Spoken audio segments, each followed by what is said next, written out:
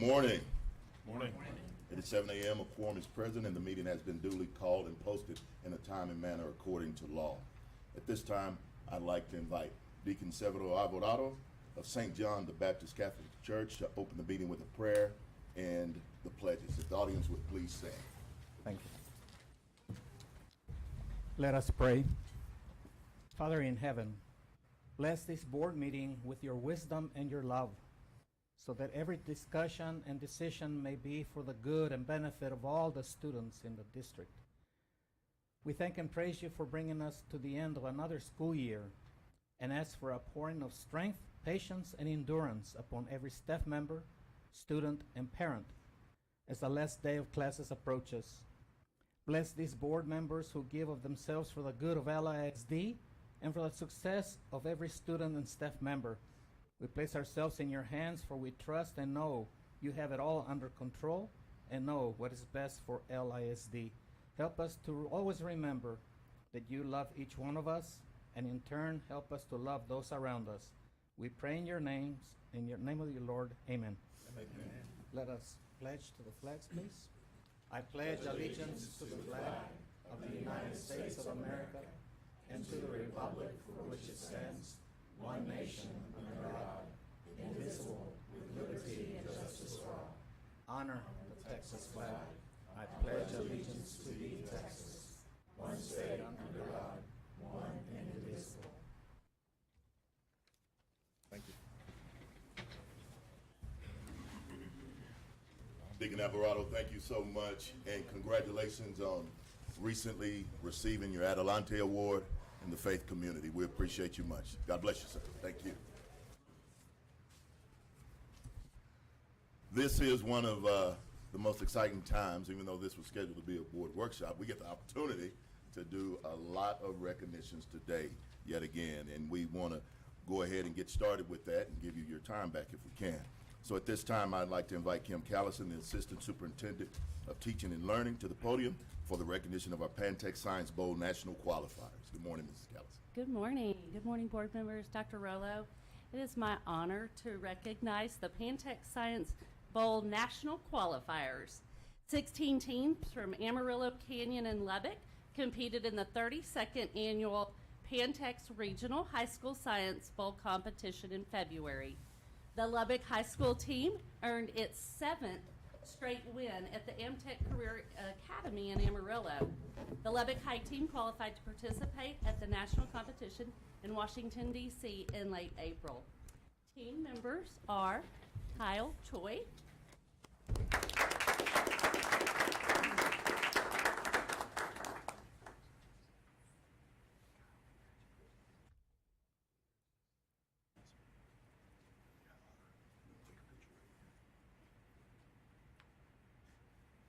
Rajhash Nandana,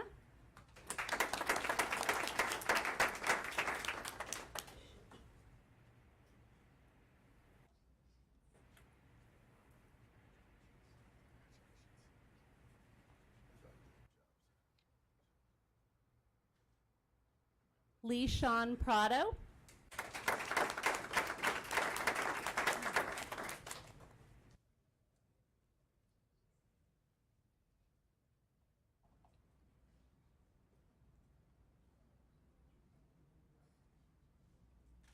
Akil Tihana,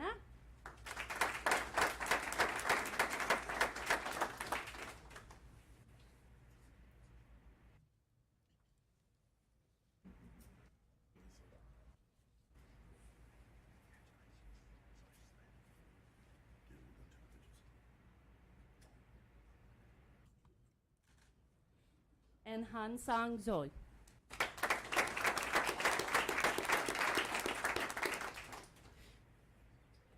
And they are coached by Billy Harper. All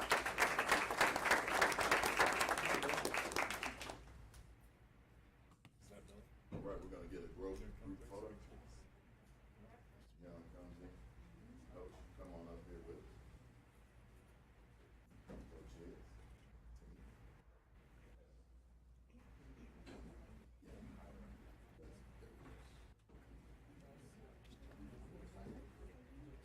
Yeah, just hold them up. Make sure they're not upside down.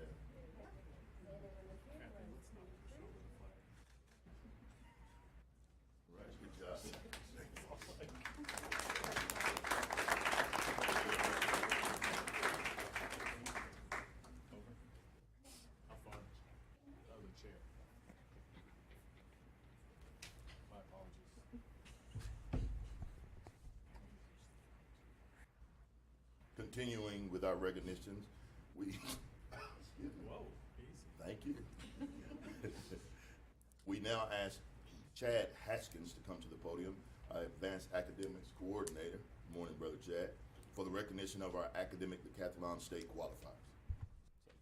Well, thank you. Good morning, President Stubblefield, Dr. Rollo, ladies and gentlemen of the board. It's always a pleasure to have this opportunity to recognize outstanding academic achievement, and this year is no exception. As you all know, our academic decathlon teams have had a proud history in Lubbock ISD, and this year is no different. At the regional meet, all of our 5 teams who competed in placed within the top 5 of their respective division. Based on the region scores, the Lubbock High School and Monterey High School teams advanced to the Thomas E. Mosley Championships in San Antonio and competed in February among the most competitive schools in Texas. Lubbock High School finished 2nd place overall in the medium school division with a score of 43,643 points, earning each team member a $900 academic decathlon scholarship. Excuse me. Junior Echo Ansel earned a perfect score in the art event, and junior Michael Herrera was the 5th highest scoring student in the varsity division and in the medium school division. The team also brought home 10 individual event medals. The Monterey High School team finished in 5th place overall and increased their score by more than 4,000 points from the region competition. Senior Micah Hoban placed 3rd overall in the Scholastic Division, earning him a $1,000 Texas Academic Decathlon Scholarship, and senior Emerson Hatcher placed 2nd overall in the Varsity Division, earning her a $1,500 Academic Decathlon Scholarship. The team brought home 15 individual event medals and placed, sorry, I lost my track. I also want to recognize that Micah Hoban went on to compete in the National Individual Championship and placed 2nd overall and earned top 3 places in 6 of the events in that competition. So outstanding. Students who competed in the region and state meets also earn a local scholarship based on their performance at each meet. These scholarships are funded by generous donations from a couple local donors. Sodexo School Service donated $12,500 and is represented here today by Resident District Manager Troy Talley. We also want to thank Dr. Eugene Stallnecker, who graciously donated $3,000 towards these scholarships. Please help me thank these donors.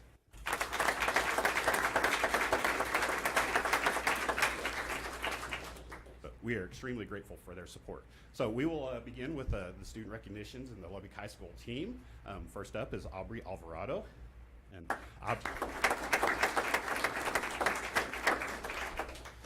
Aubrey earned a $470 scholarship.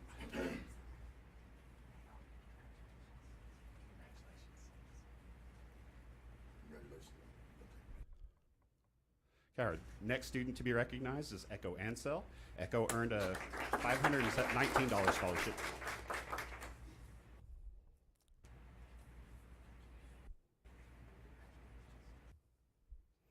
Our next student is Robert Gaines.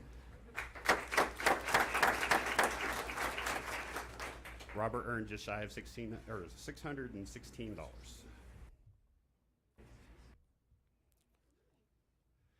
Okay, our next student is Michael Herrera.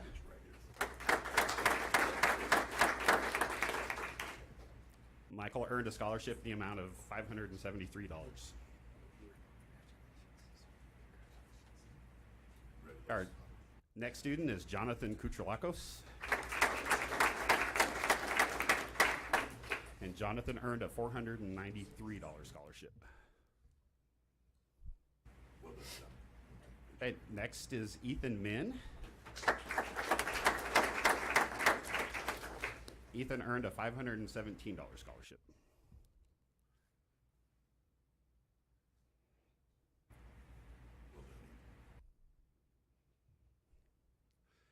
Our next student is Mason Taylor. And Mason earned a $543 scholarship.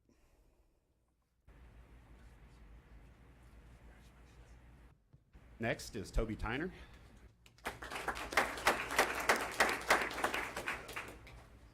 Toby won a $426 scholarship. And last but not least on the Lubbock High School team is Madeline Weaver.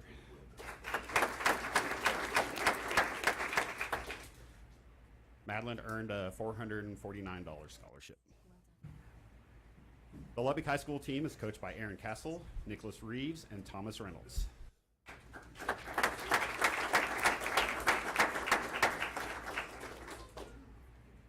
well, come on back for a group that you were doing both of them.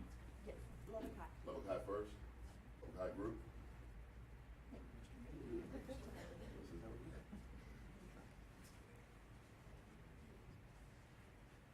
Okay, let's make two rows. Let's have our taller in the back and then shorter in the front. And 1, 2, 3.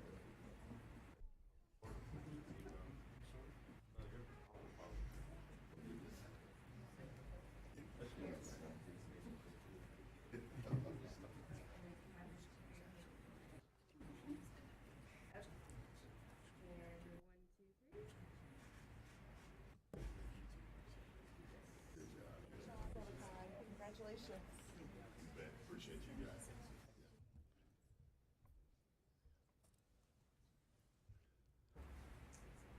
All right, next we will recognize the Monterey High School team. And I need my eyeballs on. Our first student is Obsidian Beavers. I think Obsidian has been in this program since I've been here and has earned a $1,033.90 scholarship. Good to see you. Good job. Okay, next is Grayson Hastings. And Grayson earned $397.77.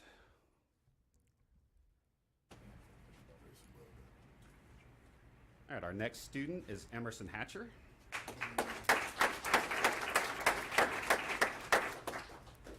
Emerson earned $675.97.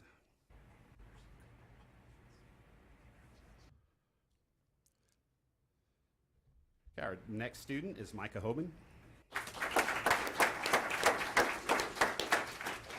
Micah has earned $1,356 in scholarships.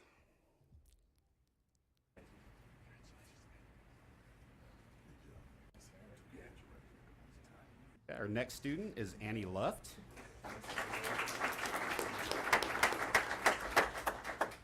In her career in academic decathlon, she has earned $1,531.78 in scholarships.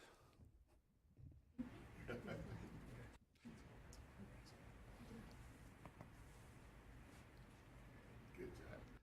Our next student is Kason Peak. Kason has earned $521.49 in scholarships.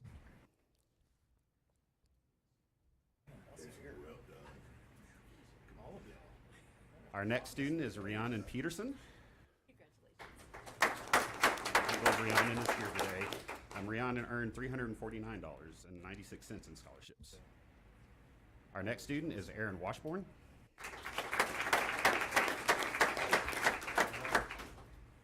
Aaron has earned $495.40. And then last but not least is Jason Yee.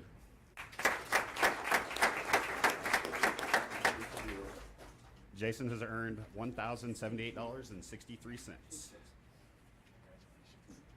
The Monterey High School team is coached by Lacey Oliver, Jennifer Pace, and Logan Robertson. All right, we're gonna take Y'all you. come through here too.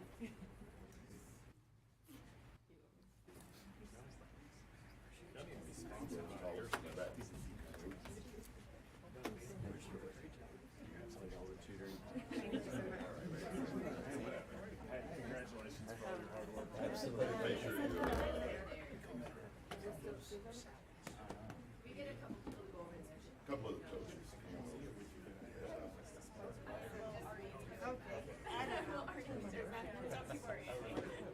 Do you want?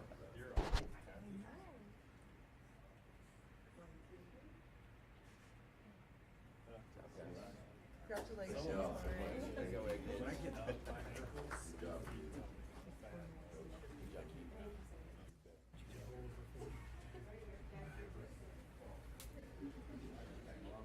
I know it. We need to know your answer.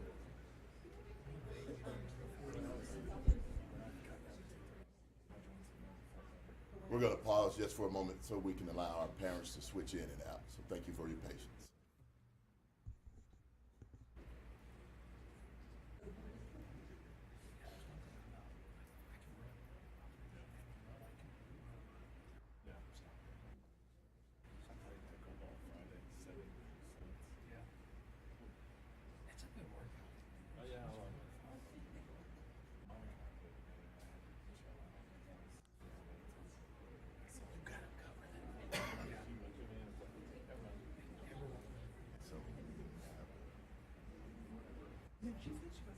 Oh, okay. She sees that. She's been pretty sweet.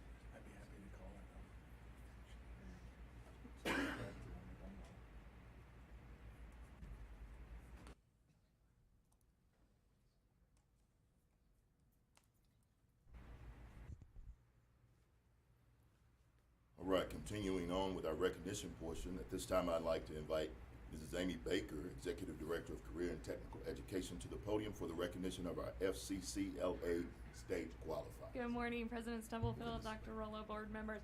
This is the best part of my job. We love being able to recognize students. We're grateful for all the parents that could be here with us today to celebrate in these accomplishments.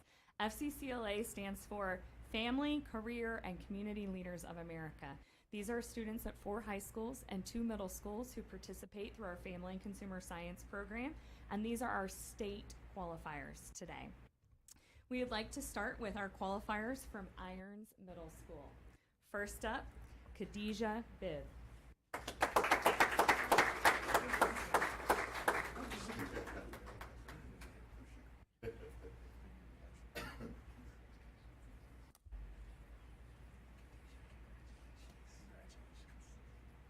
Next, we would like to recognize Daryl Dissinger, who is also a national qualifier in public policy advocacy.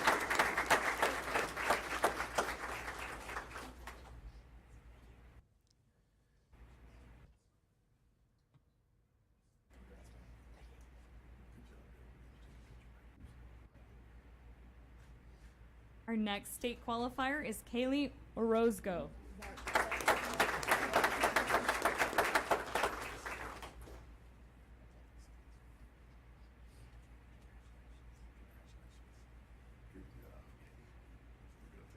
Please join me in congratulating Gabby Perez.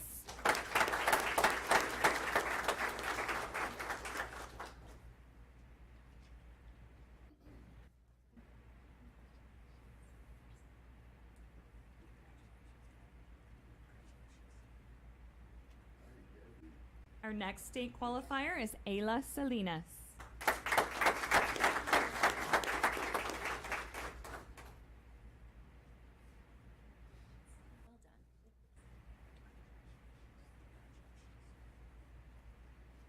Next up from Irons, Jaylee Sarter.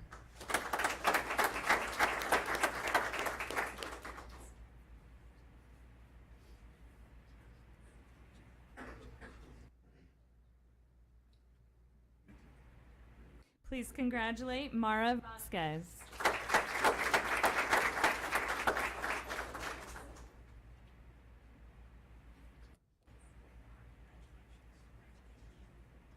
And last to join us today from Irons Middle School, Rebecca Wiley.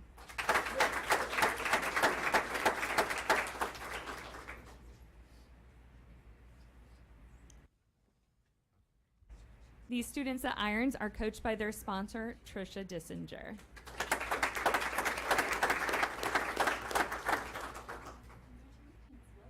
All right, we're gonna get all you guys to come back cool for group photo.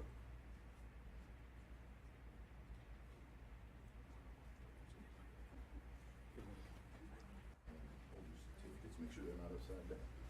You know what, let's get a couple of round of guys. Coach, how are you?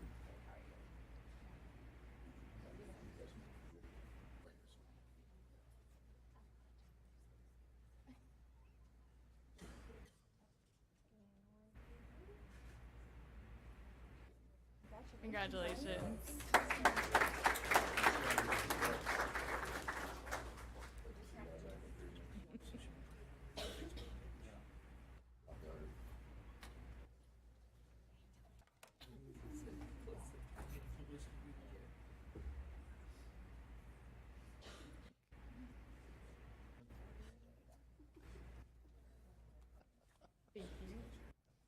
We are excited to announce our state finalists from Mackenzie Middle School, but amongst this group are also 4 national qualifiers.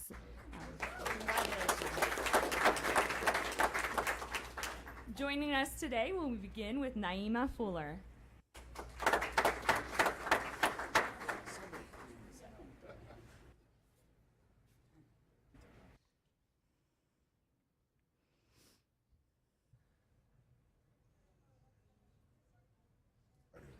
Congratulations to Avery Gallimore.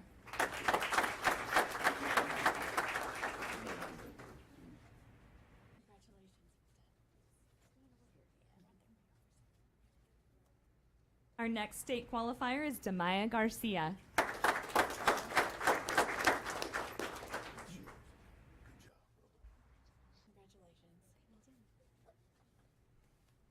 Next is Isabella Garza.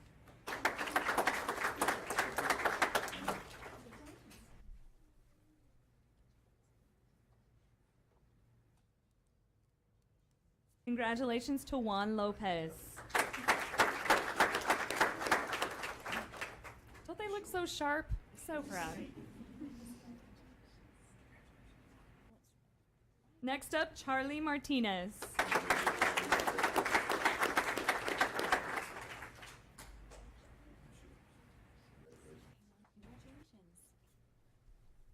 Congratulations to Lane Ortiz.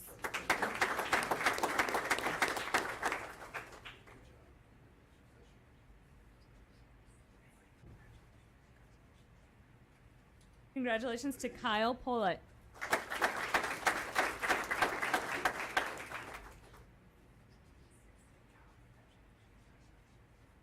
Next to recognize is Miley Rodriguez.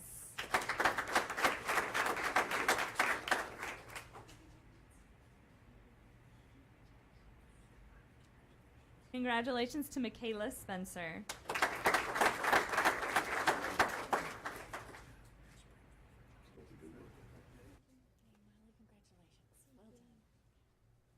And last but not least, Jakarian Taylor.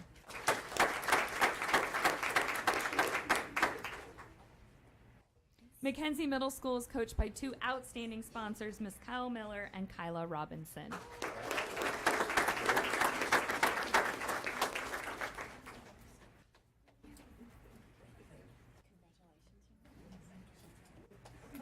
Mackenzie, let's come on back and get a group photo.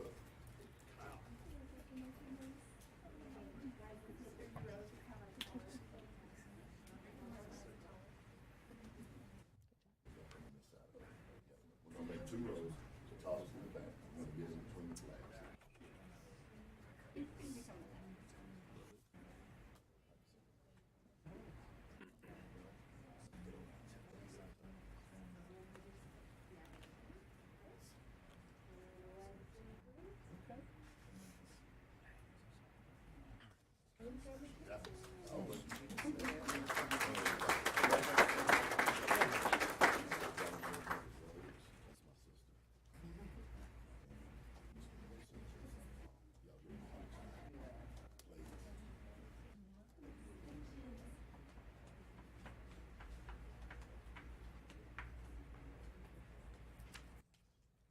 Next in our recognitions are our state qualifiers from Coronado High School. We had 4 state qualifiers and 2 are able to join us this morning. We'd like to begin by recognizing Deacon Contreras. Right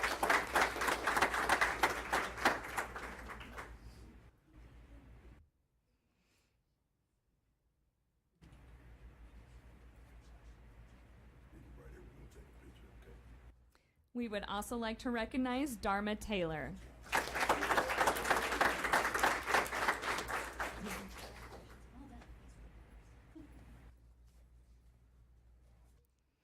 We have 2 great FCCLA sponsors from Coronado High School, Lynn Ware and Amanda Dorton. Congratulations.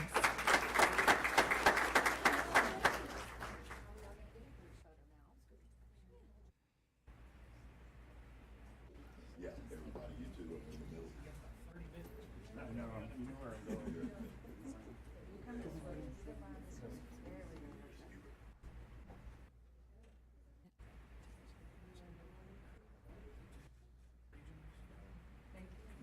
Well done.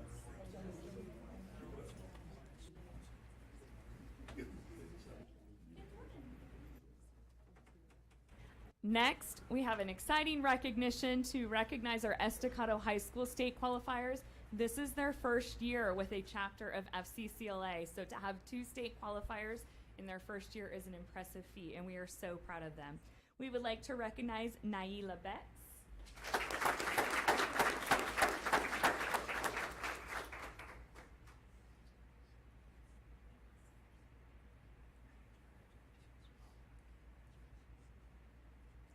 And Francisco Castro.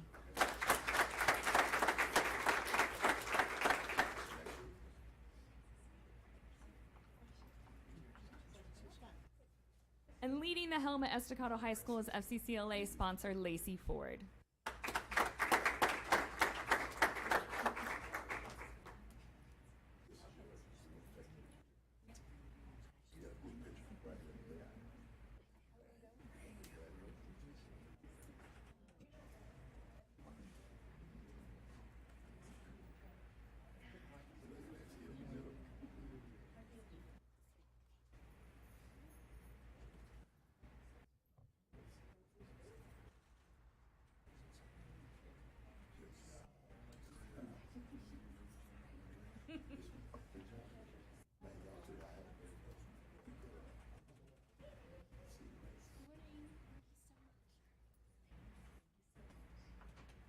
We are excited to recognize our state qualifiers from Lubbock High School. With us today, Elizabeth Balderas,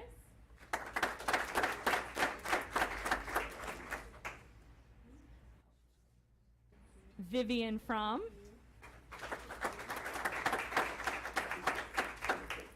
and while they're coming up, I'm going to put a shameless plug for the Lubbock High School fashion show tonight that I know many students are a part of that are here today.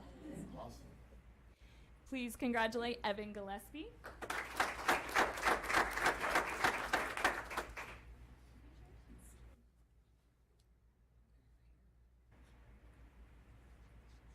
Maddox Lozano, who is also a national qualifier in job interview.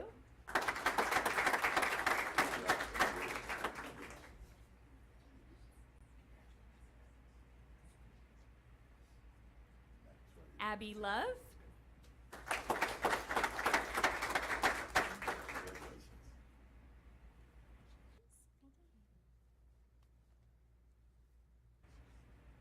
And Bailey Smoot.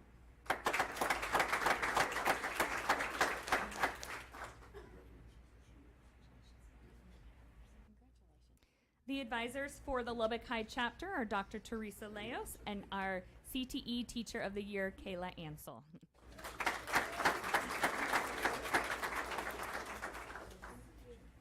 Ladies, we're gonna take a group photo. Right?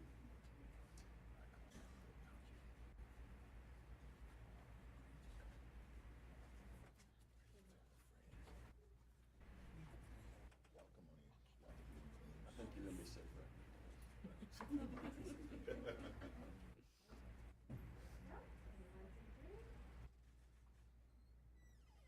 Congratulations, Lubbock High.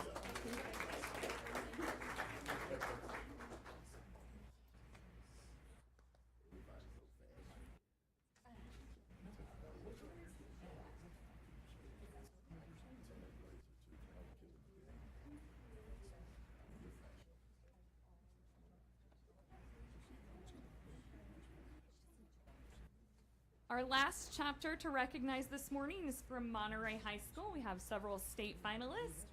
Please congratulate Ashton Gonzalez.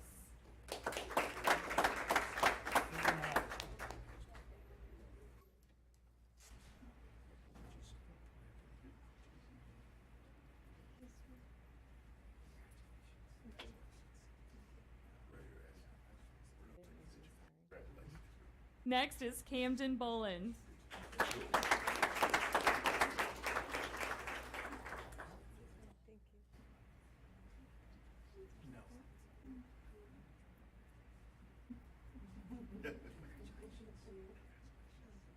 I believe you might have recognized this last student from the academic decathlon winners. I'd like to congratulate Grayston Hastings, who is also the new state officer for FCCLA.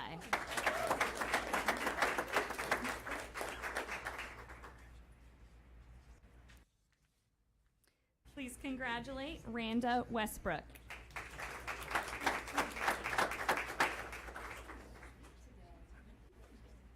Who I believe said she wants to be a teacher one day. All right. Go. And our last honoree from Monterey High School is Wyatt Wilkins.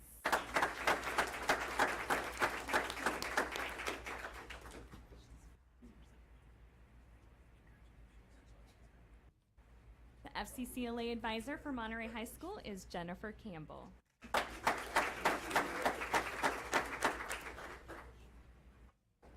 We're gonna take a group photo. Congratulations, everyone.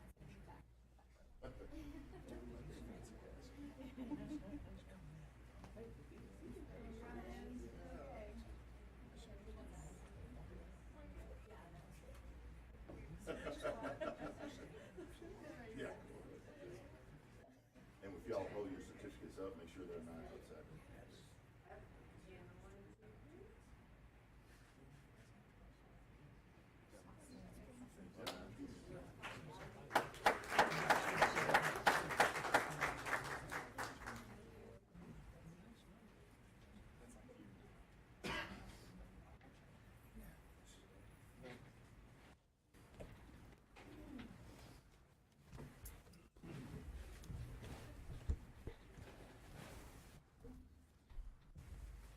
This time, I'd like to open it up for trustee comments. Trustee? I'll just say congratulations to all of our students, and I think we can see the diverse offerings that we have at Lubbock ISD, and it's wonderful to see where we meet our kids, where we meet our students, and what they can excel at, and it's different for every kid and every student, and it's wonderful to see where they find their place. And I would just say to those groups that maybe don't look favorably on public education, how what we do is providing these opportunities and programs to every kid every day, every student every day. That is sometimes under fire, unfortunately, and we just have to fight the good fight and spread the word and keep promoting these students and what they're doing every day, and our teachers who are doing that and providing those opportunities for them that they couldn't get anywhere else than public education. So thank you. Congratulations to all the kids again. It's we've got something for everybody, which I love. But special shout out to our teachers, with it being Teacher Appreciation Week. You know, cookies or gift cards don't do enough. We appreciate what you do. It is a thankless job that is underpaid, that is underappreciated, and you put up with the likes of me and my kids. And so I'm appreciative for those that affected me when I was growing up. I have some of the fondest memories of some people who really poured into me, alongside with my parents, obviously. And so I'm thankful for the folks who choose education, because that'd be hard to do right now. If you're walking into college, you know, that young lady said she wanted to be an educator. That's a big ask in today's. And I'd be remiss if I didn't thank Mr. Stubblefield. I guess this is your official. I don't have to see you anymore. Is that? No, Bill. Gotten to know you well over the last, I guess, 8+ years, and I appreciate the man you are, the courage you have, and for the naysayers who have constantly bashed you and your record, I wish they would actually listen and be a part of the conversations. I've never heard somebody fight for a feeder pattern so hard, to the point that sometimes I told you, okay, that's enough. And so regardless of what the outside may say, I appreciate you, I appreciate your heart, and thank you for your service. Bless you. Thank you. Just going to echo what both Beth and Ryan said about the diversity of offerings, something for every student and on every campus. I mean, it was great to see Irons Middle School and McKenzie Middle School get recognized for their FCCLA students. And along those same lines, it's not lost on us that the work that goes into that by the parents as well as the teachers and coaches and the time and effort that they put in. We're spending a lot of time and effort right now combing over the budget, and both programs and educators are big expenses that are not lost on us how important they are. And so just a special thank you, and just know that we're all working together to find solutions toward that. President Stubblefield, it's been an honor. Appreciate your friendship and your guidance over my couple of years on the board so far, and we'll miss you. Thank you, brother. And with that being said, Yep. Bill, we want to present you with the President's Plaque. Thank you so much for your leadership over the last several months. Thank you so much for your leadership on this board for 8 years. You have been an incredible source of wisdom and guidance for me personally, and you have set this district on a great path towards success. So thank you.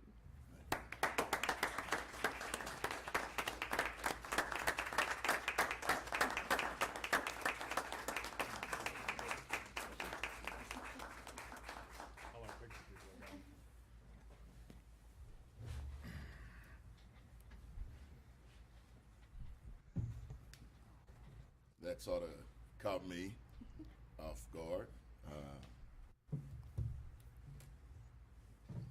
Man, but we serve an awesome and mighty God, a tremendous Savior. And I trust that this was his assignment for me. I'm not going to cry. I'm not going to do that. Yes, It was the Lord that, in prayer, that put me on this assignment. I'm not ashamed of that. I'm not ashamed of the sacrifice that he paid for me on the cross at all. And hearing his assignment for me for these past years, and hearing him say that it's done, there were some things that I definitely know he put on my heart to get accomplished, and those things were accomplished. We've created some great things. We've got a great district in place.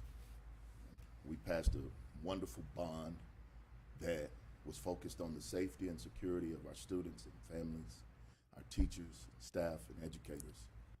And in a time in which none of us ever saw this coming, that we would have to have bulletproof coverings on our windows and panic buttons and lockdown doors. None of us in this room right now ever saw that time coming. There was a time where school was the safest place to be. So that's one of the greatest things that I think our district has accomplished in getting that done. Hiring Dr. Kathy Rollo to oversee it. Her heart and her passion is for Lubbock ISD. And anyone that questions that ought to really question themselves. All of her degrees are from Texas Tech University. She's a product of Lubbock ISD. She is not going anywhere. In a day and age when superintendents are looking for the bigger, better paycheck. And this is unheard of and unprecedented. So we thank you for your investment. Thank you for your heart. To each and every one of my colleagues. Today we did something that has been the joy of this time in my service here, is recognizing students. And I don't know if many were listening, but not just state, but national level qualifiers. Lubbock ISD is competing nationally. And we are also sending people all over the globe, and our students. They are transforming lives in several countries in this world. You need to know that this school and this district is a bright, shining star, not only in West Texas, but in this state. I'm so proud that we've got educators in this room like Misty and Kami and Kim that go and speak and educate our politicians about what public education really is. And I pray that the advocacy continues and that there is a voice that's not crying out in the wilderness, but that is bold and present to say that we need to fund public education. We need to fund public education. We need to fund public education. If we can't be silent. The old quote from Dr. Martin Luther King is that the only thing it takes for evil to succeed is for good people to remain silent and do nothing. So that is what I hope will happen. I pledge to Dr. Rollo and to this board and to my colleagues that my advocacy for Lubbock ISD started before I was ever a board member, and it will continue even after that. I want to definitely say this as I see that my successor is in the room. Congratulations, Miss Mary Ann Lawson. I will help in any way, any shape, form, or fashion. I believe in your heart and what you bring to the table. I believe that you have a passion for this community, this Lubbock community. And I think you remember years ago when you stood on the stage at my church and you spoke a powerful pour. It was beautiful, it was powerful, and it was timely, and it's timely now. It's timely now. So I do pledge my assistance to you in any shape, form, or fashion, however I can help. And thank you. You've got a great group of people that are on this dais that are going to be here. Also to our good friend, Sister Nancy Sharp as well. I trust that you all will see what has been done. Was everything perfect? No. But as I said during the prayer for the chamber on the National Prayer Day, leaders came together years ago in order to form a more perfect union. That's what their hope was. But we understand that perfection only exists when we identify the flaws in any system. And so with that being said, I think there's a great foundation that has been laid, that has been continued on in Lubbock ISD, and I look forward to seeing it get even bigger and better. So thank both of you for your willingness, for your desire to serve in often a very thankless position. Thank you for being the heroes that we need for our future. We appreciate you tremendously. And thank each and every one of you here. Rick, it's been a pleasure. Wayne, man, I don't know, I might just stay just for you. That smile and the heart that you bring and the passion that you bring, I'm glad that I get to ride off into the sunset with someone like Shay as well, who's given. Shay, thank you. Thank you. We're gonna hear it here in a little while, a budget presentation. And it's not perfect, it's not pretty. It's not perfect, it's not pretty. If there is any voice that we need to go on the state capitol, and we just need to start shouting it. Give teachers money. Give our school districts money, because what we've been proud of on this dais is always passing a balanced budget and having a 5-star first rating. And we don't know what that future holds. It's not looking like that anymore. And it's going to be hard. It's going to be difficult. And we've got good folks who need that. We've been able to somehow, some way, give some type of pay increase or increment to teachers. But I think we've spun as many plates as we can And now it's going to be a rough road ahead. So that's going to be the biggest challenge going forward, is how do we get the money out of the state. So thank you all. Thank you for this award. Ryan, thank you for your words. Jason, Beth, it's been an honor and a privilege. To our board members that are absent who may be listening, to Chris and to Zach and to Lala, thank you all for your heart and your investment in public education. It's been an honor and a privilege to serve with each and every one of you. Thank you so much. At this time, item 4 on the agenda calls for citizens' comments. We have no citizens signed up in advance to speak at today's meeting, so we'll move on to item 5, the academic action items. Do we have any members of the public who would like to address the board regarding any of the board agenda items as posted? Seeing none, we'll move on. Consider issuing a school district training permit for Emily Valdez to teach career and technical education courses certified by the superintendent. Dr. Rollo? Yes, so Amy Baker, our executive director of CTE, has recommended Emily Valdez as a business technology college career readiness instructor for Lubbock ISD. She is an Estacado graduate. She was salutatorian. She also is a graduate of Texas Tech University. Nice. She has a degree in creative media industries and works as a freelance photographer and videographer. She has spent the last 2 years working for Ace Gen Repairs, where she performed billing and financial responsibilities. She is proficient in Microsoft Office, QuickBooks, and Canva. She has served as a Mentor Tech pack leader and received the YWA Woman of Excellence Award. Wow. So we are asking you to approve Emily Valdez as a CTE teacher. Thank you so much. Do I have a motion to approve? So moved. Second. I have a motion and a second. All those in favor, please indicate by saying aye. Aye. All those opposed, same. Motion passes 4-0.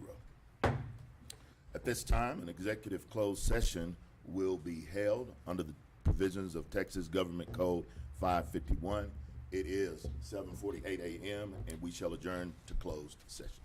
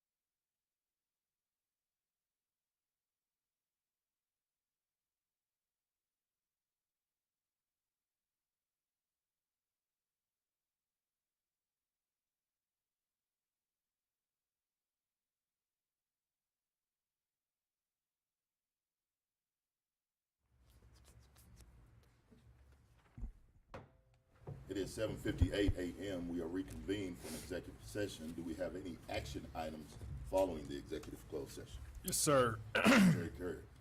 I move that we void the administrator contract as presented in closed session for failure to comply with certification requirements. Excuse me. Second. We have a motion and a second. All those in favor, please indicate by saying aye. Aye. All those opposed, same. Motion passes 4-0. We now get ready for our workshop. We are ready for the workshop portion of our agenda. And at this time, I'd like to turn it over to Rick Rodriguez for our ESSER closeout report. Good morning, Board of Trustees. Morning. So we are at the end. Most of you have heard us talk about the fact that we have these ESSER funds and that they were one-time money, that this money was eventually going to go away. And so as we get to that time, September of 2024, we decided it was good for us to go back and just sort of give at a very, very high level, what have we done? Basically, roughly $110 million that was provided through through TEA grants that we called ESSER. So what does ESSER stand for? Elementary and Secondary School Emergency Relief is what ESSER stands for. And so I want to do a couple of things before we actually get started into the presentation, to really talk a little bit about how this infusion of funds allowed us as a school district to really combine both sides of our house. So the academic side of the house and the administrative side of the house to make sure that we were making a good solid plan for how we were going to spend these funds. And so what was birthed from that effort was what we called an ESSER committee. And so we had members from both sides of the houses that were coming in every week that we met. So I want to acknowledge this committee: Shay Jennings, Amanda Bolin, Rob Nans, Ermelinda Puga, Stephen Martinez, and then most recently add Dr. Wilkins and myself. And so what we did is every week we would come together and say, okay, here's some more projects, some more requests. Does this meet the letter of the eligibility requirements? And we would talk through it. What's the return? Is that something we need to do? Is that something we could do? Because there are deadlines associated with these funds.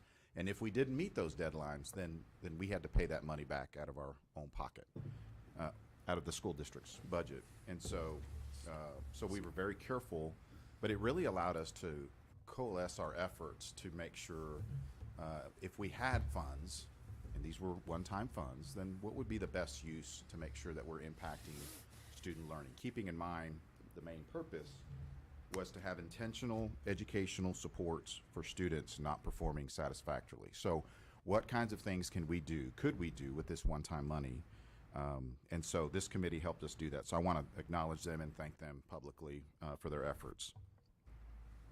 We also kept, as we went through, those of you that have served on the Finance Committee, we would give periodic reports on a very detailed, down granular use of those funds. We're not going to do that today. That's not what our purpose today is, to really just talk about big buckets, okay? Let's go ahead and get started. So Good call. first start about the way we're going to address this or go through this today is to talk about the buckets of ESSER 1, 2, and 3. There are other official names, but for the purposes of today's presentation, I just want to keep it simple so that we can understand. So one of the first things I want to point out is you see all three grants started March 13th of 2020, okay? But each one of them ends in a different year. You see there's overlap, so that's why you'll see that sometimes we paid with ESSER 2 funds during a year, and sometimes we pushed to ESSER 3 funds during 2022 or 2020, 2022, 2023, because we had that option. So we just tried to manage that from the finance side to make sure we were making best use, and those projects that were going to take longer, we used the ESSER 3 funds because we had a longer runway to expend those funds. Okay, so getting started then, ESSER 1. This bucket, basically, if you recall, this was money that was given to us or provided to us as a school district if you remember back during the pandemic, we were being held harmless. We use that term a lot, being held harmless. So remember that funding comes through the state for average daily attendance.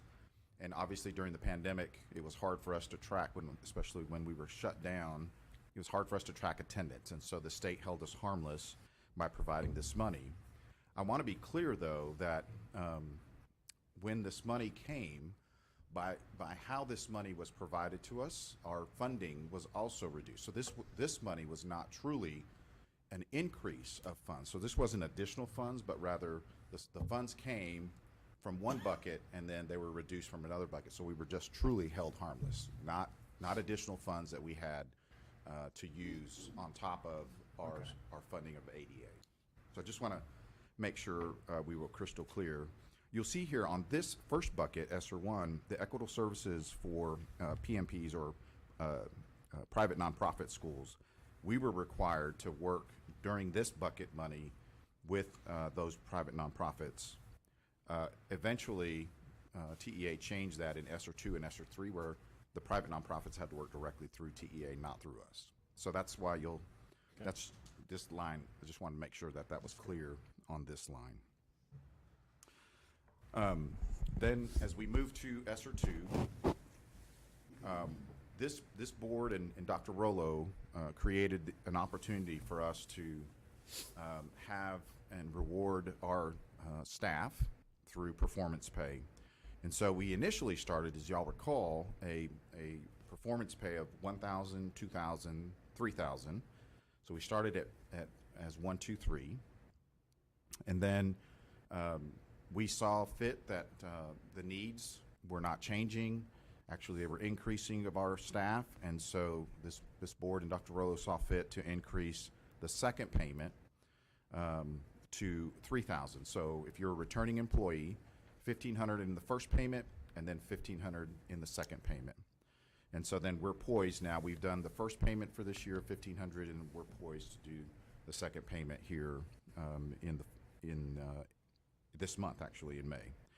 You see the reduction in state funding. Again, we were held harmless in those funds. In the general fund relief, so in other words, we had eligible positions that we could then flip and use ESSER funds to pay for those to provide relief to the general fund. Some people might say that allowed us to grow our fund balance, to grow our coffer, if you will, so that then we could do other things with those funds. And you'll see that we did that. We also had House Bill 45 requirements to meet, and so we used those funds there to provide intervention stipends for middle school teachers during the 21-22 and the 22-23 school year.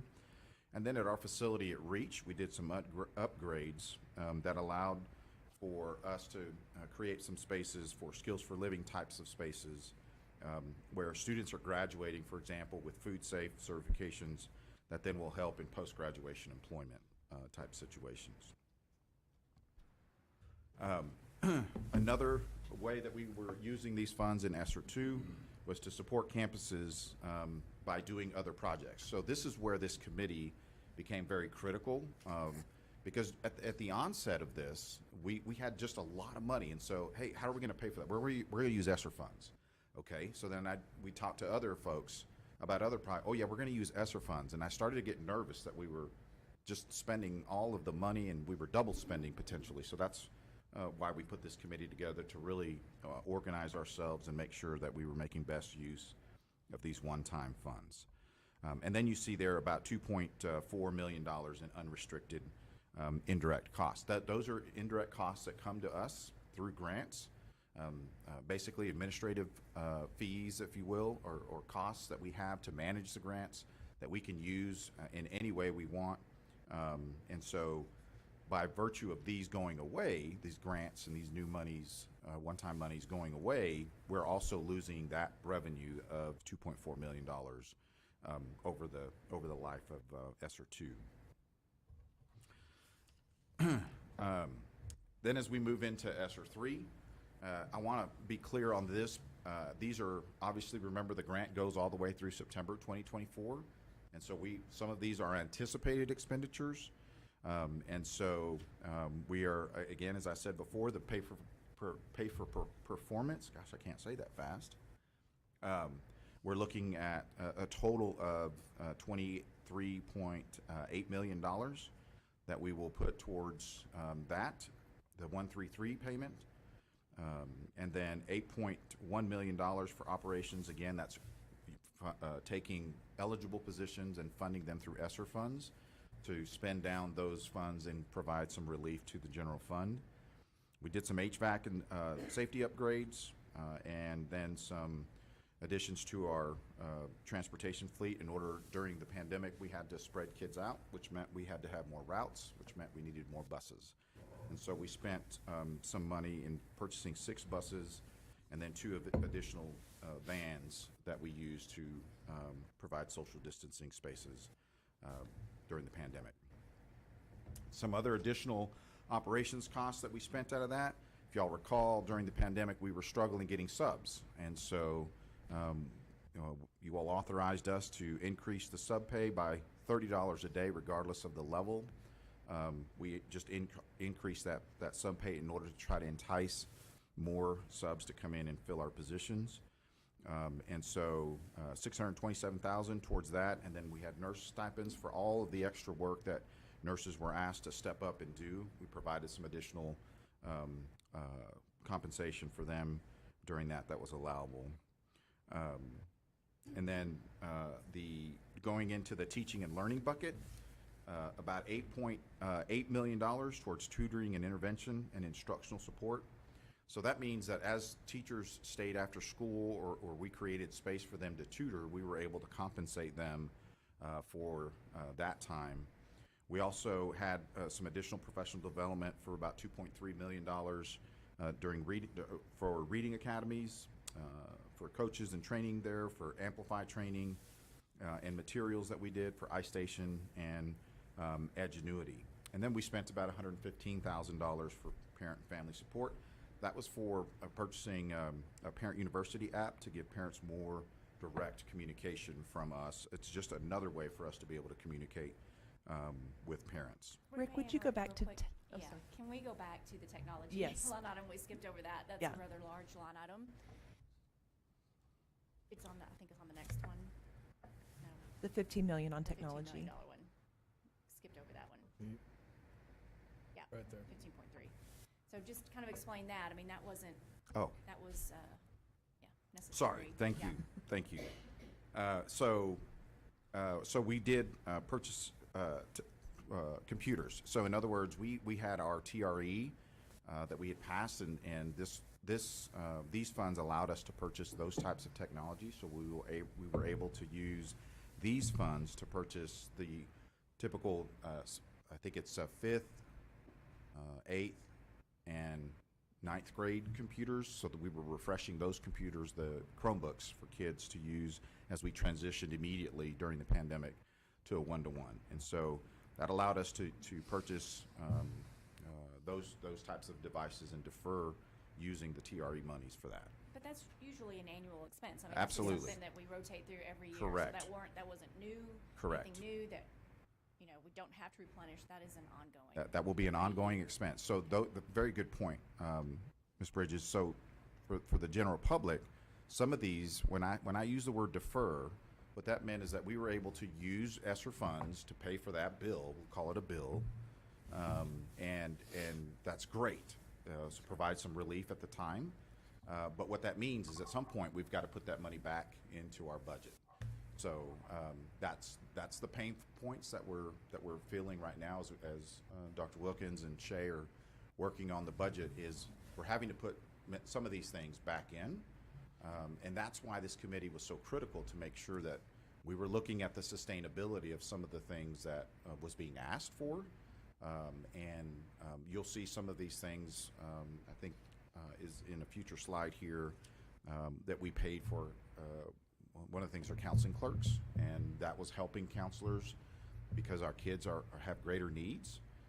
We're looking at that as in terms of sustainability. It's something we want to try to do.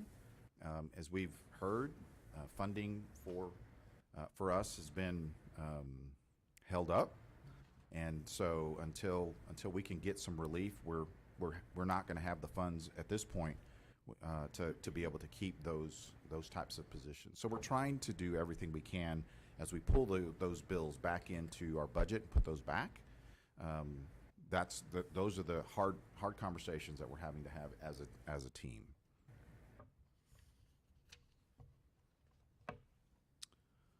Okay. Then here on this slide, we see that we did purchase some health software again for the nurses to help with some of the tracking and some of the paperwork that was put on them during this time. Again, having hard conversations about, is that software, we were doing most of the things that this software helped with. It just made it a little bit easier. And then now the tough conversation is, do we have the funds to be able to keep this, or was this a luxury, if you will, that we're no longer going to be able to afford? The $1.3 million there you see for student behavior support, that's really along the lines of staff that we hired to help with behavior support systems. We are looking at keeping some of these by shifting, and again, shifting whether it's other types of resources that we have, title funds, other grants, seeking to try to keep those positions. And that's one of the things that we're really pushing on Dr. Sobrad to help us looking for grants. And as a team, we're all looking, we have our ears peeled for looking for what are some other ways that are outside of these that we can find to spend or to help keep some of these resources that we've had to put in place that we see have been effective. And then some REACH supplies again and training out of ESSER 3. This is specific training that we allowed our team to go that was specific to working with children with unique challenges. And so that was very helpful for our kids and for our staff. You see some $114,000 that we spent in migrant support, basically tutoring supplies and some travel for professional development. And then some emergent bilingual student support, about $700,000 there. This was supplemental instructional materials, personnel to support newcomer classes, dual language classes, and some supplies. And we did hire some staff instructional specialists with those funds there. On this next slide, we again continuing with the school support services. We had some dyslexia training and supplies for about $290,000. $310,000 for specialized programs for physical therapy, occupational therapy, and vocational training. And so this is the bucket, as I mentioned earlier, the counseling support. These were counseling clerks. And so we were able to remember that ESSER 1 and ESSER 2 each started a year earlier than ESSER 3. So we were able to go back and switch some funds and be able to pay for clerks in 2 other years, but for ESSER 3, we used about $1 million there for these, for the campus counseling support for the clerks and some testing materials that we purchased.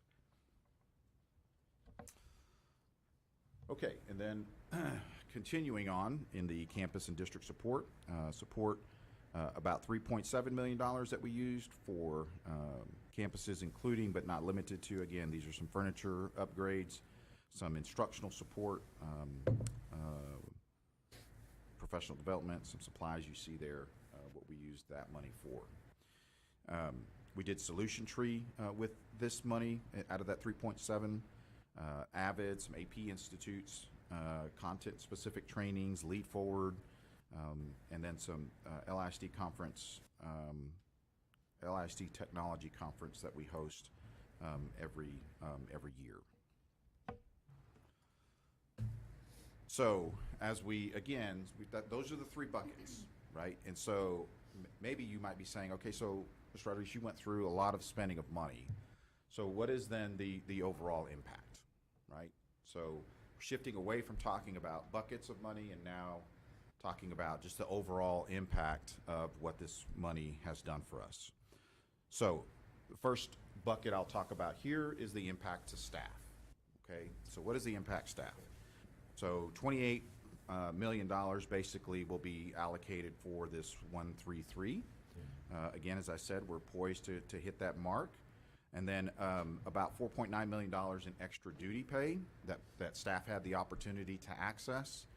And then we hired some temp employees to the tune of about $4.4 million. So $37.9 million that had additional money for employees that we put in their pockets. And that to me speaks highly for us as a district, for you all as a board, for the support that you all have done. And so I'm going to pause this presentation for just a second because we have some breaking news that I'm going to let Dr. Rollo share with the group.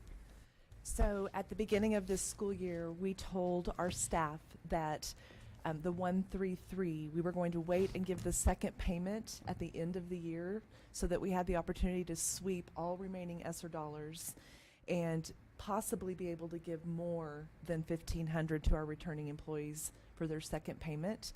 And I'm very pleased to share that we are going to be able to give our second payment at $3,000 instead of $1,500. And that goes to all employees, paraprofessionals, teachers, it goes to everyone. So our returning employees will get $3,000 in their May paycheck, and our first year employees will get $1,000. So we're able to double what we said we were going to do in their May paycheck.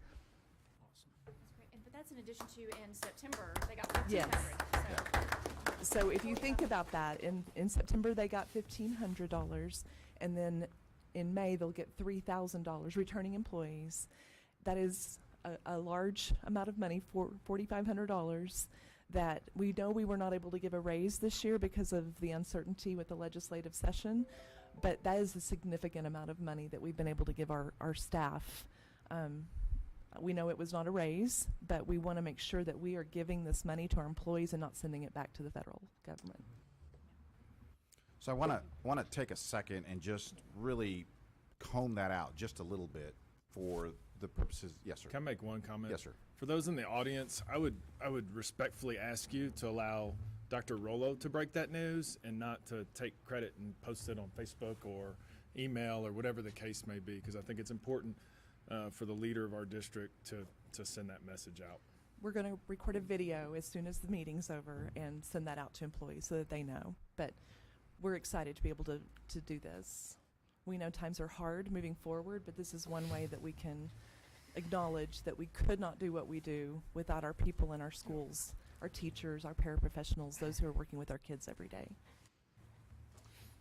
So, Mr. Gray, I think you alluded to it being Teacher Appreciation Week. What a great way for us to acknowledge them during this time. And to Dr. Rollo's point, this is money that's going to every staff member, regardless of what level of pay grade that you're in. But I would be remiss if I didn't try to put perspective to what this means in terms of the dollar amount, because I think sometimes we get lost in the word pay raise and those kinds of things. So I want to just bring some perspective. On average, a 2% teacher. We're going to talk about teachers because they're set on a step schedule. And so on average, a 2% pay raise for a teacher is about $1,100 and over the year. And so when this board approves a 2% pay increase, our TASB systems have told us that's on average of about $1,100 per. So this year, I just want to recap what this board and Dr. Rollo has done for our staff. And we're specifically talking about teachers here. So this year, we gave returning teachers in September $1,500 through this ESSER performance pay. And then in November, this board chose to designate fund balance to give teachers $1,100 one-time payment in November. And that's the equivalent, as I said, of about a 2% pay increase. And now with this announcement, that's an additional $3,000 that our staff is going to get. And so that's $5,600. I checked my math with our CFO to make sure, but that's slightly over 10%. a 10% difference in what a teacher would have got in an $1,100 pay increase versus what this board and Dr. Rollo has chosen to do with the funds that were made available to us. So I would be remiss if I didn't make sure to give perspective to that, so that everybody who's listening will certainly understand what this board and Dr. Rollo has done on behalf of trying to help our staff in every way possible when we have the resources, the things that we can do to help staff. So I'll get off my soapbox, but thank you all for what you're doing for our people and taking care of them. All right, so the next bucket we'll talk about is impact to students. So in instructional support, just that bucket, about $18.9 million, and then in campus enhancements, and I'll just use that in air quotes because that had a myriad of things, outdoor learning spaces, marquees, and those kinds of things. $3.6 million to the total of $22.5 million that we spent in impact to students. And then impact to general fund. So salaries, well, again, we were able to defray $19.6 million in salaries. The technology that we talked about earlier, $15.3 million. About $2.4 million in facilities and fleets. That's the facility upgrades, as well as the buses that I mentioned earlier. And then we had about $8.3 million in indirect costs to the tune of about $45.5 million in impact to the general fund. So that's great, right? Those are some pretty hardcore things. Now, what about students? So remember, you all set goals. And so I wanted to just, and I'm going to wade into some territory that's kind of strange for me because this is the instructional side of the house, but I've checked this stuff. But for your board goals in 2022, we were able to meet the those three goals there that you all had set in terms of the percentages of third graders meeting expectations in reading, for meeting expectations in math, and meeting expectations in reading for 8th grades. Both years, 2022, 2023. Now, as y'all know, we don't have 2024 scores yet. We'll get those in June. We are anticipating some positive things here, but I didn't want to get ahead of myself or get ahead of us and talk about that. But all of those goals were met, and then you'll see here in this next slide, the 8th grade mathematics. In 2022, we met y'all's goal. We met the goal of the district. 2023, we did not. And just in full transparency, we didn't meet that goal. But in the other two, we did. And as you all recall, one of the biggest goals I think that I would say that we're proud of is having our students in A or B campuses. And as y'all recall, in 2023, we hit that mark, not 54%, but 75% of our students were in A and B campuses. And again, y'all know that accountability is still in question, so we're anticipating, again, some positive things, but we won't have that information until later on in June. So just wanted to make sure that we also show the impact on performance of our students and what our staff has been able to do as a result, and I would say tied to the additional supports that we're able to do with our ESSER funds. So I'll be happy to try to answer. I've got a fleet of folks here that they were here. I think they might have been abandoned, but that might be able to help us answer questions. I would add that the interim charges for the House in this interim session, is to look and monitor how ESSER funds were spent and whether or not they were spent appropriately. And I think the fact that Lubbock ISD students made progress in all of our goals but one, I think truly states that we used this money in a way that kept our students moving forward. And I'm grateful to our team for being so diligent in taking this one-time money and using it wisely to make a difference for our students and our staff. I would, and Mr. Gill, this isn't, I guess, somewhat directed at you, but you know, we may disagree on some things. I think we also agree on some things, and I want to tell you, I respect that you are here for advocacy for teachers, and so I get that. That's a role in its own, and that comes with certain things that whether I like or don't, that's part of the gig. But I would respectfully ask you, y'all are very quick to compare us to other districts in a lot of areas. I think we have blown other districts out of the water, and I have not seen very much support publicly on that over the last 3 years. And with this, I mean, I believe if you look at what we gave teachers over the 3 years, while again, it's not a permanent raise, and I understand the difference, I know a lot of these people, money today is better than money tomorrow. And we can't fix the funding issue here in this district by ourselves. But what we did do with the money is we put our money where our mouth is, and we paid the people that we know make this ship go straight. And so I would respectfully ask that you guys be as loud on this as you have been on some of the other stuff. And I respect where you come from on the other stuff. And I thank Dr. Rollo for making this a mission. I think I'd be hard-pressed to know of any district in Texas that has done with what we've done with the ESSER funds, specifically as it relates to additional pay for staffing.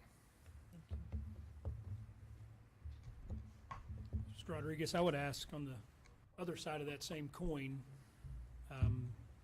now that ESSER's finished, what is the impact on teacher count or employee count that we are now left, I guess, without, or as we have to manage our new budget without the ESSER, what is the impact on employee count that this is? Sure. So obviously, our declining enrollment has not changed. I think it's further been exacerbated by the pandemic.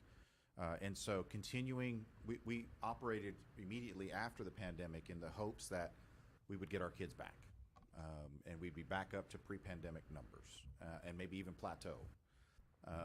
Birth rates indicate that was not going to be the case, and again, the pandemic further exacerbated that decline. And so by virtue of that, fewer students, we have to look at fewer staff in order to stay within our budgets. And so that is exactly what's happening to employee counts. We're having to reduce and right size, still trying to do everything we can to meet the needs, given the limited, and I use that word in air quotes, limited resources that were provided to us this year. Sure. So I think it's kind of a triple-edged sword, right? Absolutely. When we look at the ESSER funds are gone, there's no new funding from the state, and declining enrollments. I know it's been a difficult task to even do teacher counts at schools and Yes. everything. So I appreciate what we did, and also appreciate the challenge that we're facing right now. Thank you.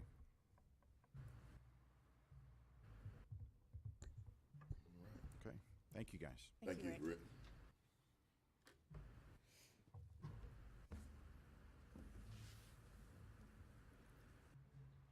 And continuing on with the theme of dollars and cents, this time I'd like to invite Dr. Dwayne Wilkins, the Chief Financial Officer, to the podium for our budget.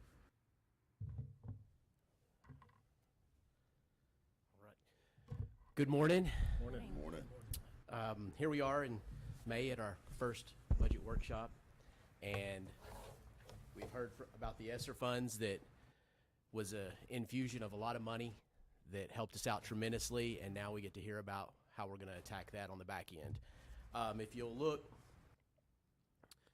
few budget calendar key dates. We're going to be closing out on the 20th, our 23-24 budget. So we'll be wrapping that up in that meeting, and then we'll be getting the approval on the 20th of our 24-25 budget, and then we'll be getting our actual tax rate on the 22nd. So what we're working with here is some preliminary numbers. So keep that in mind as we go through this. We won't have our exact tax rate until then. So these are some preliminary numbers. So some key elements and assumptions that we have when we're creating the budget. We, in 23-24, we have our certified values compared to our preliminary values, and there is a 7% increase on average. That's usually about a 5 to 6% increase. We had a 7% increase this year. If you look down at the comptroller's property tax values, we had a slight increase there. The difference between the two, the top one is your local funding, and the bottom with your comptroller is how they calculate our state funding.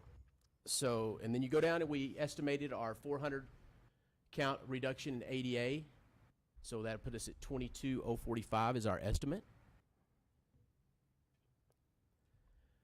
So the budget development elements that we look at is our M&O tax rate and our INS tax rate. And our estimation right now at this time is an 89.1 cent tax rate. We started our calculations this year, as some of y'all know, at 74.88 cents. We're now at 71.69 with compression, and we'll know more how exact that is when we get our exact tax rate in August. Here's a brief chart of the last several years of our tax rate. So if you look, we've remained steady on our INS for the last 15 years. You can see where the state has done property tax compression over the last couple of years and how much that has compressed us down. It keeps getting lower and lower. So that's where we keep doing more with less. Our general operating revenues, the money that we're going to bring in, it's $4.3 million less than it was last year. And Mr. Rodriguez referred to some indirect costs. That plays into that. Also SHARs that we've talked about. So if you look on this slide here, our general operating revenues, you can see at the top line on our taxes, it is $19 million less, but if you drop down a couple of lines to our foundation school fund, that's where the state made us whole with that tax compression. We have our available school fund, which dropped off a little bit due to ADA, and then we have our foundation school fund dropped a little bit due to the 1882 monies going away. And then also our general, at the bottom line, you can see $3.6 million. That's SHARs and the indirect costs that are affecting that line item right there. So we have a decrease of $4.3 million. I'll add that you'll hear some narrative from the state that there's a lot more money going to public schools, but they're counting that decrease in our taxes, in our tax rate compression. They're making us whole with that, but they're saying that is new money coming to public schools, but it's really just making us whole with tax compression. So our general operating expenditures, compared to last year, we're up $1.45 million, and that is due to bringing in some of those ESSER positions that we rolled over to give relief to the general fund. We've rolled some of those back, and that has caused an increase. Also, the police officers that we budget for each year raises that a little bit, so we have to budget for those, and that's $1 million. So that's where that increase comes in. If you look down at the bottom there, we've given you some numbers on a 1%, 2%, and 3% pay raise, how much that would essentially cost the district. So looking at that, I have more information on how that affects the net total further in the presentation. Our general operating expenditures, this is more of a in-depth breakdown of what it looks like. Our total payroll expenses is up to 2.3. That's due to the police officers, and you see the asterisks down at the bottom, ESSER and the police officers. So rolling some of those positions back over and budgeting for our police officers. Every other line item we have decreased in, which equates to a $1.4 million increase in expenditures. Looking at our major differences from previous year, it's the professional salaries, it's the classified salaries, which is our police officers, software renewals coming back, copiers we went down in, general supplies we've decreased, and vehicles we've decreased.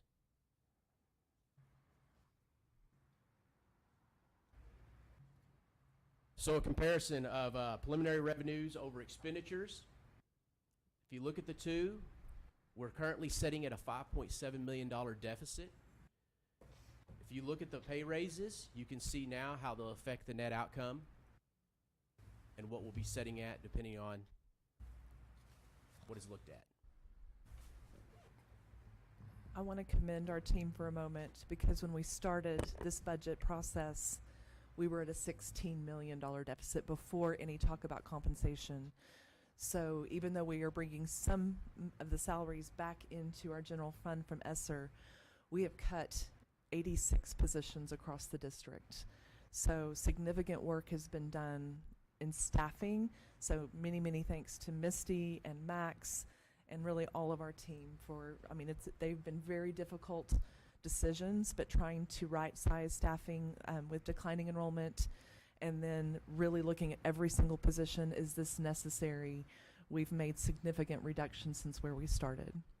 May I ask real quick? Those decisions were made with who was involved in those decisions at the campus level? Was it just made here, or how did we decide what was gonna? In multiple ways. We have been pretty tight with elementary since the beginning of all of this. And so elementary was pretty much already squeezed as much as they could be squeezed. So really the conversation was had with middle school and high school principals and looking at their staffing models. We did increase class sizes at the secondary level. Middle school principals were involved in the decisions from the beginning of the school year, multiple meetings with them. We looked at the return on investment with some of the practices that we had in place and whether or not they were truly having an impact on student outcomes, and some decisions were made that this is not helping us. For example, double blocking math. So that allowed us to free up some positions there. Misty, you want to add anything else there? I would say many stakeholders at the table, including principals, central office administrators, and that's been we began our conversations with. So we've been having group committee meetings with all of those principals every month for this entire year to try to be ready for staffing and what our next steps need to be. Okay, thank you. And Kathy, I think just for the general public, you said 86 positions were eliminated, but anyone who has a job with LISD and wanted to stay with LISD still has a job with LISD. We've been able to handle all of this through attrition. Okay. So no one has lost a job. No. It's all been done through attrition. I also want to note that we have reduced central office by 30% over the last 6 years. You want to say that a little louder for the people We in the have back? reduced central office staff by 30% over the last 6 years. Moving into this next year, we have realigned our curriculum and instruction department is now teaching and learning, and that has allowed us to save about $400,000, while we believe better supporting what we're doing as we have moved into using high quality instructional materials. We no longer need as many people to write curriculum and assessments, and so we're doing some things to streamline. The police officers, having a police officer on every campus came out of the last legislative session to show that we are working in good faith effort to be in compliance with that. We have to have those in our budget. I don't know that we'll be able to fill all of those because we are actively seeking quality candidates, and that has been a challenge. But we're going to continue to work toward complying with that. We're lean and mean. We really are. Every position that comes open from this point forward, we're looking at whether or not we have to replace that, or if we can handle the work being a little more creative by bringing in somebody part-time to do something, or other ways. But we realize that we are looking at a deficit budget. We are not alone in that. In fact, I don't know of a district right now that is going to be able to adopt a balanced budget moving into next school year. I think we're in a much better spot than many of our colleagues who are in districts our size and above, and even some who are smaller than us. So, coming in March, I can honestly tell you that the team has worked very hard, the team being everybody, and no stone has gone unturned. We're turning over every stone, looking for every savings where we can. And speaking with many other CFOs, that is correct. Everyone nearly is passing a deficit budget. It's due to the pandemic. So moving forward, some budget issues that we're looking at is we're still working on the final cost of salaries and where that's going to land. And then our ongoing review of non-payroll budgets. And then we got yesterday the debt service budget. We're working on that. And then the food service budget will be coming in. We'll work on that. So any questions? I would first commend you for starting with the 3% increase for teachers in the budget, and then urge you as you continue on to make that the very, very last budget, or the very last line item as we go through, and continue to find opportunities. Let's leave that Yes, sir. I want to say that the team has been effective and very talented, well put together, and thoughtful and passionate about the work. I don't want it to be lost on this group and on the audience as well. When we have a decline in enrollment, you noticed the number there that said about we're going to be down about 400 students. Well, that's about the size of one of our large elementary schools. So if this trend continues logically, then you're going to have a reduction in staff. This administration, Dr. Rollo, Misty, Rick, and her cabinet have been so diligent in trying not to make that happen, trying to do everything else that they can rather than say, okay, we got to let some teachers go. But again, and I don't want to sound like a broken record, if there is not visible, vocal advocacy for public education and the release of funds, we're going to continue to see this happen, and we're going to continue to have these hard conversations about who's going to have a job at the next funding period. 400 students, just keep that in mind, won't be in Lubbock ISD again next year. And when you look at the staff that it takes to run a building, for everyone that's an employer, everyone that runs an organization in the real world, that just doesn't add up. You have to make some tough choices. So again, thank you for doing the hard work. I've said it before, hard work is heart work. Heart work is hard work. And so you're doing it from the heart, and we appreciate it. Dr. Thank you. Wilkins, thank you. Thank you. Did a great job on your first presentation. Thank you, sir. Yeah. It wasn't Shay, but it was close. Big shoes to follow right there. Yeah. Shay, you've trained him well. Last item on the workshop agenda is the leadership pipeline.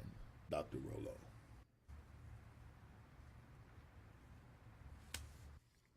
We wanted to take a little bit of time today during workshop to give you an update on our leadership pipeline work and what we've done in our partnership with Holdsworth, and share some exciting things that are starting to speed up in a hurry right now. Yes, ma'am. So I'm excited to share something that isn't budget, but is actually a part of a grant.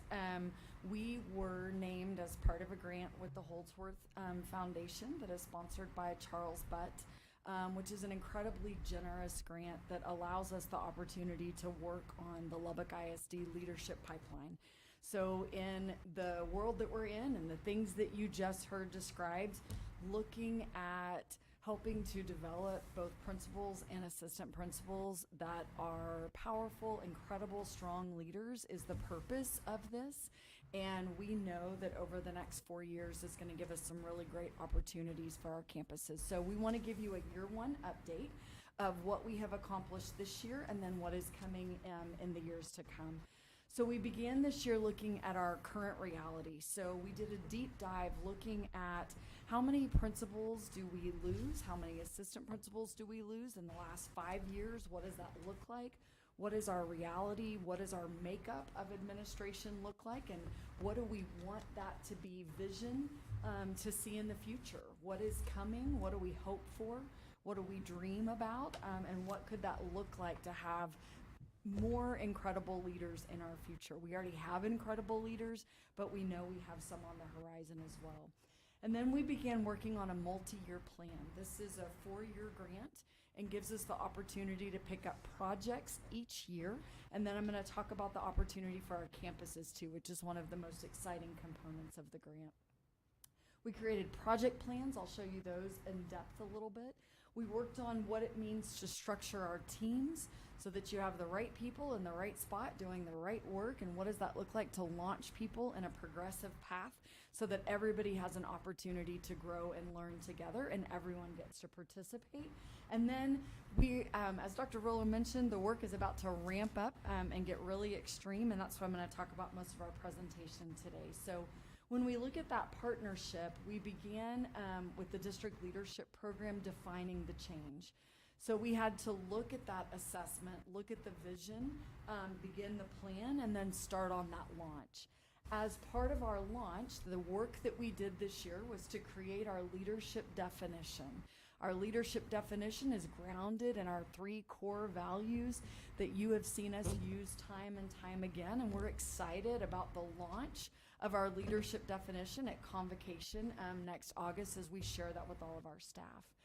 And then this next school year, we'll begin on what is called the vacancy planning cycle. And I'll show you a little bit more about what that means and what that looks like in our work. So when we celebrated, we had a year 1 success celebration. Beth was able to join us, and we had an evening of fun and fellowship at the Holdsworth Center to celebrate that everyone in our cohort, we work alongside other districts from across the state, and everyone in our cohort completed their leadership definition. Ours is We Are Lubbock ISD. I think y'all have stickers maybe that you've already received that show that leadership definition, and we have lots of communication plans in our future to share that. What you see on the screen, this is our district leadership program team. This is the team that for that first year has attended at Holdsworth in that foundation, and what we're excited about is this team is about to expand and grow even larger. So as we look at our year 2 projects, our cabinet team works as our leadership pipeline team, and they are the decision-making team for what happens inside Holdsworth. But we also are about to launch some larger projects. So I'll talk to you in a minute about our leadership levels that Beth and I have almost completed, but vacancy planning and high potential development is about to launch. Those will be Max and Amy, and then Beth and Damon will work on those. They'll have teams of principals that work with them and teams of other leaders that will support them in that process. You can see lots of different leads as we get further down the road, but what's been great about each one of these project teams, for example, our leadership definition included every single principal in Lubbock ISD and every single assistant principal in Lubbock ISD.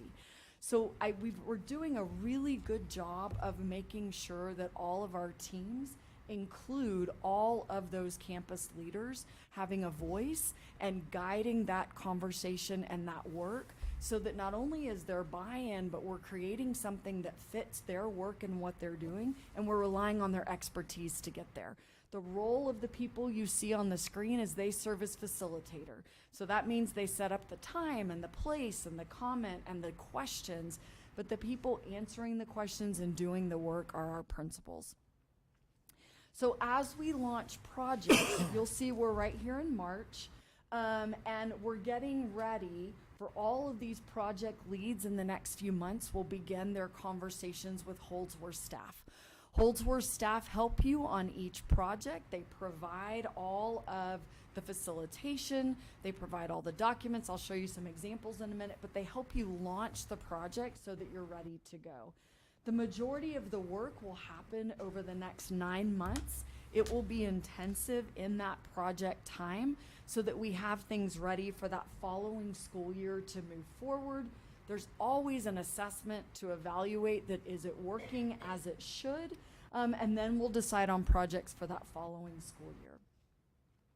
So in this year 2, we're going to have faculty leadership. What that means to the Holdsworth Center, the way I like to say it is if you've ever read a book in education about being a better leader, they bring in the author of the book. So instead of just reading the book, we actually sit and converse with the author and have learning alongside the author. Our campuses are going to have that same great opportunity as part of the campus leadership program. And then we also have a assortment of facilitators from Holdsworth that help us. And so they coach, guide, and lead. They each have expertise. And so they work with us in their expertise to help us in each one of those programs. And they actually come here Yes, ma'am. to work with our teams, which is really nice. Yeah, it's been a great experience. So the project we're currently wrapping up right now, we finished leadership definition. We are launching communication around that, and now we are wrapping up leadership levels. So the purpose of leadership levels is in these objectives, we are trying to look at what does it take to move up the pipeline from a teacher leader to an assistant principal and an assistant principal to a principal. And in that move up the pipeline, what are areas that in our district we have patterns that we need greater training around? What can we do to support that process? Right now, all of our principals have met with us. This next week will be our third round. And they are actually drafting the leadership levels. Not only are they drafting, they are also defining where we have strength and where we have opportunity, and then we're using that to build professional development. So out of that project, we will have our readiness criteria, what's a has it, needs it document, which means we have everyone gets an opportunity to be coached. So everyone who's a leader in Lubbock ISD gets an opportunity to see what are areas where you are already, you have strength, what are areas where you have opportunity, and how can we support one another along the way to grow, and what does that look like and sound like? And so it's creating a culture of being a growth mindset district for all of our leaders as we look at people having opportunity, whether you're ready or you're just not yet ready, but you will be ready in the future. And what does that look like to grow and get people there? The next big project is called the Vacancy Planning Cycle Launch. The purpose around vacancy planning is that we want and believe that for every opening in leadership in Lubbock ISD, we can have a 2-to-1 ratio of ready leaders who are prepared and can step into that position. The purpose behind having that is that you have to know, you have to be able to forecast in the future, where will you have holes in the future in leadership, and then who is on deck in that growing experience and ready to rise, and who needs what we call stretch opportunities to be ready to do that next thing. So if we know what we're looking for in a leader, and we know where people have opportunities to grow, we can coach them with stretch opportunities so that they can be ready to step into that leadership role when we have that vacancy in the future. What I'm saying sounds really simple, but in actuality, it's really complicated. It takes not only a vacancy planning cycle task force that will be led by Max and Amy, but it also requires on-the-job stretch opportunities. It requires some form of high potential development, staff development, where we develop those future leaders.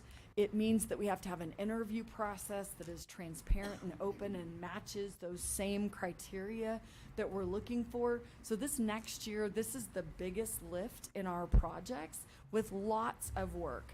It will require lots of work from the team that you just saw on the board, but it also will require lots of principal leaders, both veteran and new, to help us get there to build that dream, with the goal being that when we come out of the grant at the end of the 4 years, our 2-to-1 ready bench is ready for every position and every spot. I'm gonna stop you if you're gonna say something.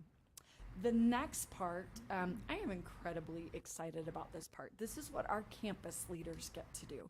So this is principal teams that will participate at the Holdsworth Center and will have the opportunity to be stretched and grow. Those campus teams will develop a problem of practice. So they'll evaluate their campus. They'll determine something in their school that they need to grow and work on, and together they will work on their leadership skills to advance that. The great thing is, you will notice we have 3 cohorts that are participating. So that means that over the course of the next 3 years, we will end up with 21 campus teams that all get to participate. This first year, we were only allowed to send 6. You do a ramp up. The next year we will send 7, and the next year we will send 8. So lots of opportunity for people to participate. The criteria to participate, this comes from Holdsworth, you have to have been a principal in that school for at least 1 year. So the idea behind that is that they want you to be stable in the spot that you're at, and you have to commit to your campus for the following 2 years. So you have to have been there for a year and then commit that over the next 2 years you won't go anywhere or seek a new opportunity, because you want to make sure you go through the full program in that same seated position. You have to be well respected and desire to grow, which all of our principals are. And then you have to commit with your team to be able to attend the training that is 21 days of training over the course of the year. So you have to be a campus that is poised to make a big gain. You have to have faculty and staff buy-in, and you had to go through an application process, an interview process that showed that you have all of those pieces.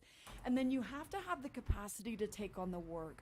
So something that is really important to Holdsworth is that you're not in another major initiative or change. So you're not part of another big grant process, or you're not part of something new that is about to come out in your campus, or you're not participating or ending in something else, and you're not in a crisis or an urgent turnaround school, because you are getting other grant funding and other support wraparound systems that look different, and they don't ever want this system to contradict what you're doing. So for this next school year, our campuses that applied, met all that criteria, and went through the interview with the Holdsworth team, we are sending, you can see, Coronado, Hutch, Evans, McWhorter, Williams, and Smith for the first cohort. We will have multiple cohorts, and we've had many principals say, we wanted to see how the first cohort went, and then we're going to put our name in for the second cohort. And we love and respect that. We also have some campuses that are either in transition or are part of significant grants that had to wait to be a part of another cohort when they are finished with other work that they're working on right now. We know there's going to be great opportunity for many campuses, but this experience, I think, is going to be life-changing for our principals and their teams, and is also going to make a huge, incredible difference inside of our district. So when Misty, we can talk, I just real quick? yep, Now, may yep. I just I wanted to clarify. Yes. Every principal knew about this. Every campus had the opportunity to Yes. hear about this Yes. and apply. Yes, actually, we had one of our leadership team meetings. We brought in Holdsworth faculty to visit about what you do to apply, what the process is, what would happen when they were there. They had pictures of the experience, and then can also answer questions that we have not been through the experience yet, so we can't answer that. So we shared that out. We also shared in memo. We also shared in Tune In, Tune Up, and a few other avenues.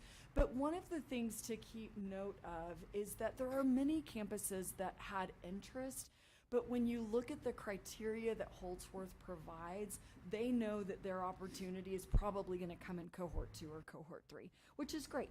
Yeah, gives us all, yeah, absolutely. We're really excited about what's coming. And I think it's important to note again that it's Holdsworth that set the eligibility criteria. They did. Not Lubbock ISD. They did, and the reason they set that criteria, what they explained to the principals is we're not their first time that they've done this. They've done this quite a few times in many, many years, and dozens of districts. And that criteria allows for success in the program.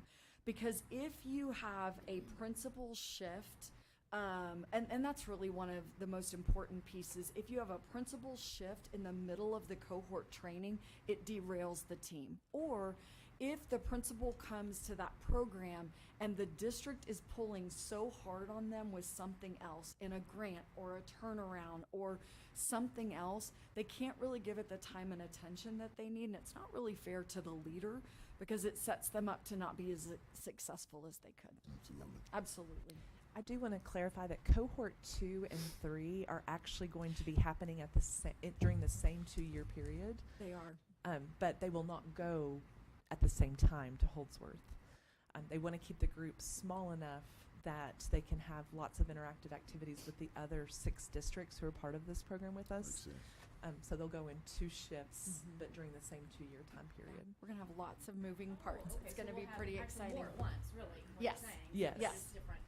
We'll have 15 schools going year after next and the following year.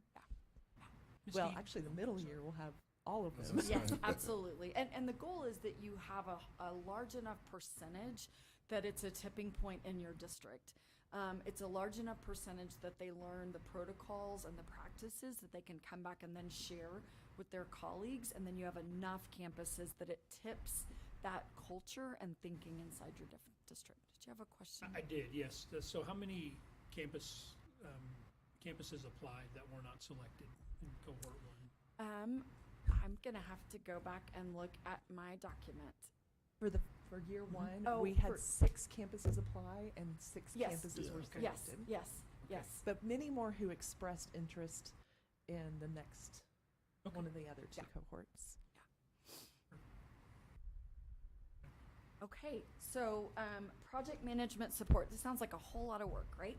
So lots of people doing a lot of things. What's incredible about Holdsworth is that for each component that we work on, each project has a charter. It's a 1-page document that tells you the purpose, the outcome, and the measures we will use to evaluate our success. We have a project plan that is manned by Holdsworth that helps us know what is taken care of. Think of like a Google spreadsheet that's color-coded, that's amazing. And then they create a Google site that will have all the resources that not only will our Holdsworth team, but our principals will also have access to. So they set us up to launch for success. So when the grant is over, we still have access to all of those pieces and all of that support. So that project charter is that 1 page, and as we have those, we'll share those with you also, because those are public things to see. How do we know if this is working or not? The project plan just lets us know event by event, are we making things happen? And then the Google site will be internal resources that everyone can access to make sure that principals have access and we have access when this partnership ends, that we still are ready to launch and move forward with that work. So that is a recap of year 1. Lots happening, and I think when we recap for year 2, we'll have even more information to share. We know that this part has been to understand and learn, has been the goal around year 1, and around year 2, it's work. It is getting much more work done to be ready to launch, to hit all of those measures and have a 2-for-1 bench. So thank you. Thank you, Misty. I want to share that the district leadership team that has been going to Holdsworth, the 6 of us, Holdsworth is paying for us to go to Chicago in June to learn from Chicago Public Schools and some of the systems and structures that they have.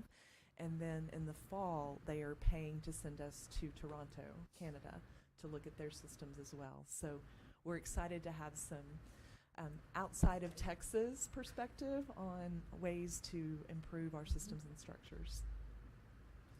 Exciting. All right, trustees, we've had a great day and a great workshop with recognitions and this great information. And to top it off with the future of the Holdsworth Center. There is no further business before this board, so we've come to the last item on our agenda, adjournment. It's 9:06 a.m. and we are adjourned.